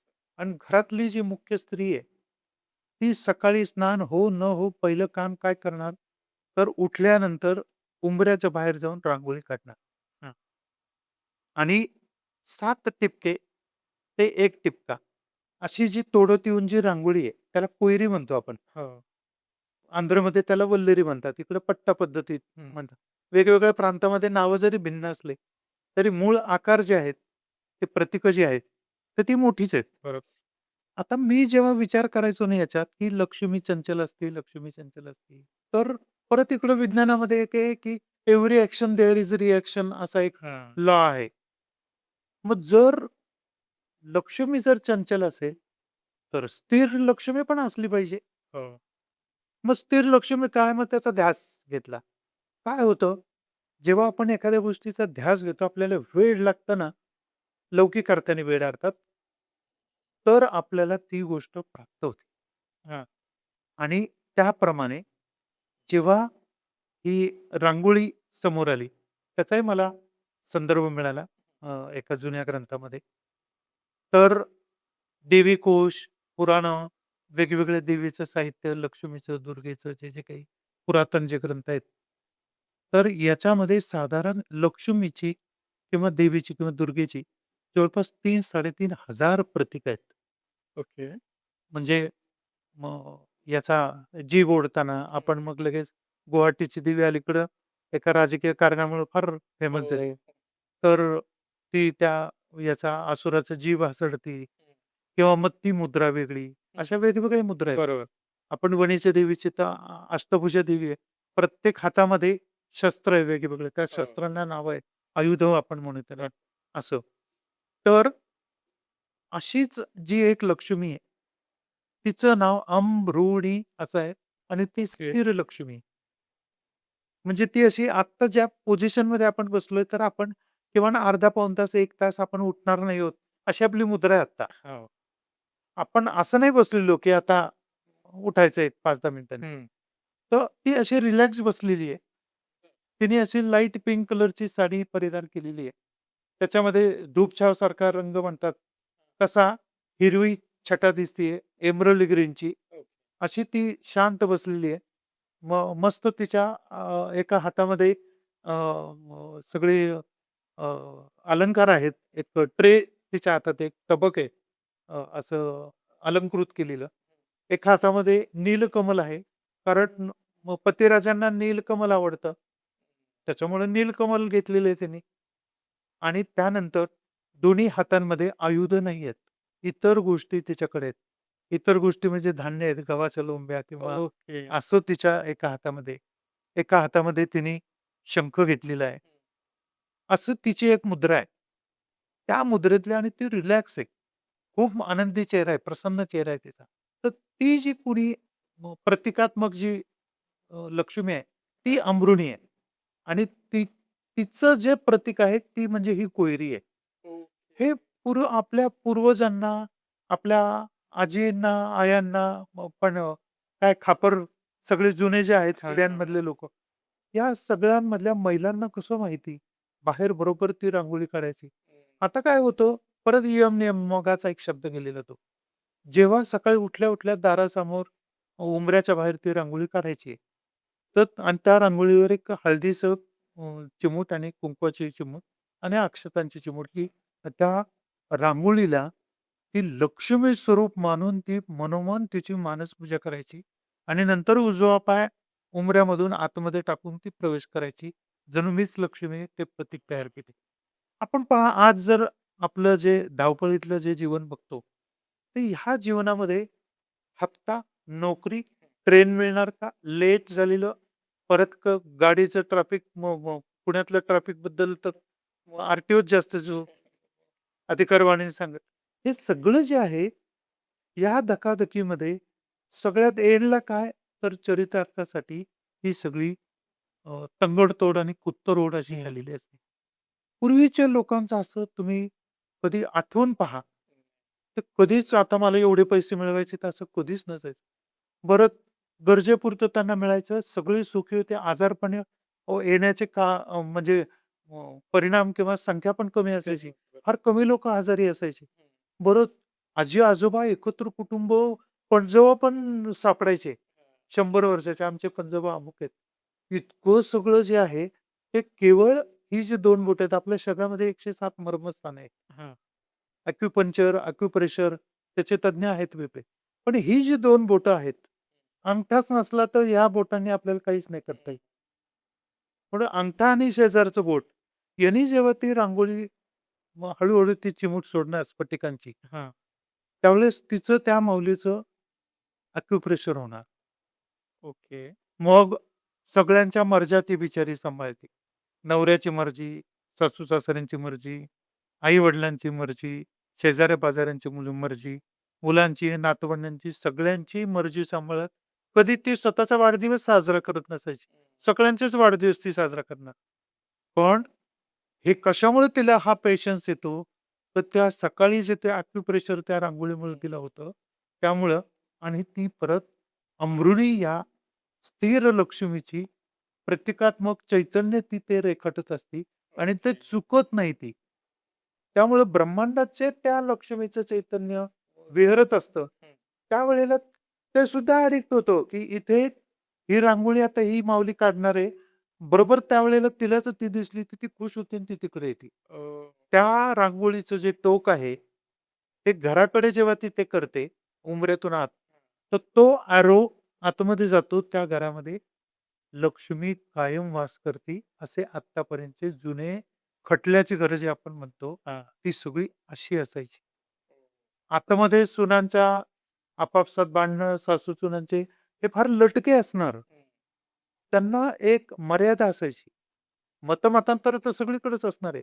पण मतमतांतरांमध्ये सुद्धा सुरक्षित अंतर ठेवायचं जे काम आहे, ते ती रांगोळी करते. हे त्यावेळचं. त्यामुळे त्यांच्यामध्ये भ्रांतच नव्हती.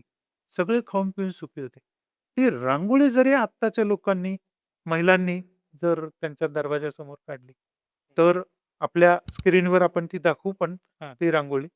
तर ती रांगोळी सुद्धा घरातल्या आर्थिक समतोलासाठी सुद्धा कालौघात म्हणजे कमीत कमी 21 दिवस जर ती नियमित नित्यनेमाने ती रांगोळी काढली, तरी त्याचे रिझल्ट आपल्या लोकांना येतील असं मी खात्रीने सांगतो. ओके. पण मग आता आपण जर रांगोळीविषयी बोलतोय, तर रांगोळी हे एक शास्त्र आहे म्हणा हो. किंवा एक थेरपी म्हणा. सो ही आपल्याकडे कधी आली? याविषयी आपण काही सांगू शकतो का? आपल्याकडे सर ही म्हणजे आता हडप्पा मोहेंजोदडो आम्ही विद्यार्थ्यांना हं. शिकवायचो ना, तर इसवी सन पूर्व 4000 ओह! तर तिथं खापराच्या भांड्यांवर रांगोळीचे चित्र आहेत. त्यावेळच्या दैनंदिनीचे चित्र आहेत. त्यानंतर अ, त्या चित्रांमध्ये एखाद्या घराचा उंबरा आहे आणि त्याच्यासमोर कुठेतरी रांगोळी काढलेली आहे. म्हणजे किमान शक्यतांच्या आधारे हं. आपल्याला सांगता येतं. संशोधन हे त्याचे कंगोरे आहेत, ते पैलू आहेत संशोधनाचे. तर इसवी सन पूर्व 4 ते 5,000 वर्षापूर्वी म्हणजे हडप्पा मोहेंजोदडो संस्कृतीच्या काळापासून रांगोळीचे संदर्भ आपल्याला मिळतात. असं. त्यावेळी बरं रांगोळी आता आपल्याकडं संस्कार भारती आहे. पुण्यातूनच सुरुवात केली. हो, म्हणजे हो. मला पुण्याच्या काही बाबतीमध्ये फार असा अभिमान वाटतो, की संस्कार भारती सगळीकडे पोहोचवली पुणेकरांनी किंवा रांगोळीचे वेगवेगळे प्रकार नंतर निघाले. हो. हे सगळं जरी असलं, तरी मूळ जी रांगोळी आहे, की च आपल्या 2 हातांच्या चिमूटमधून ती हळू बाहेर पडणं, हा त्या मूळ रांगोळीचा बेस हा आजही घरातल्या महिला इतक्या आबाधीतपणे व्यवस्थित पार पाडतात, ज्या घरात रांगोळी काढली जाते सकाळी तिथे, की त्या महिलांची तर आपण शैक्षणिक शारीरिक कपॅसिटी बघा, त्यांची क्षमता बघा. त्यांचं चिडणं कमी असतं. त्यांचं सगळ्यांना सामावून घेण्याची जी एक भास्ट किंवा व्यापक हं. अशी जी त्यांची सहनशीलता असते, ती फार मोठी असते. त्यामुळं ही रांगोळी कुटुंबाला बॅलन्स करण्यासाठी सगळ्यात मोठा आयकॉन आहे, असं मी म्हणेन. हो. पण आता आपण जरा शेवटाकडे येऊयात. हो. ही रांगोळी काढण्याची संस्कृती आपण बघतो, की शहरामध्ये कमी होत चाललेली आहे. पण ही टिकली पाहिजे. सो याचं आध्यात्मिक आणि सायंटिफिकली जर आपल्याला महत्त्व सांगायचं असेल पॉइंटर्समध्ये, तर आपण कसं सांगू शकतो? एक तर आत्ता सध्या म्हणजे गेल्या 5-7 वर्षापासून मी बघतोय, हे गणेश उत्सव किंवा गोविंदा किंवा असे जे सार्वजनिक उत्सव जे आहेत, की ज्याचं सुरुवातीला उदात्तीकरण खूपच वेगळ्या पद्धतीने किंवा बिभत्सीकरणाकडे पण जायला लागलं. त्याला आता काही जणांमुळे ते परत एकदा मूळ संस्कृतीकडे किंवा आपल्या हं. कल्चरकडे यू घातलेलं आहे. आता खूप ठिकाणी असं एक चित्र आहे. मग त्याच्यामध्ये आता रांगोळींच्या स्पर्धा व्हायला लागल्या. हं.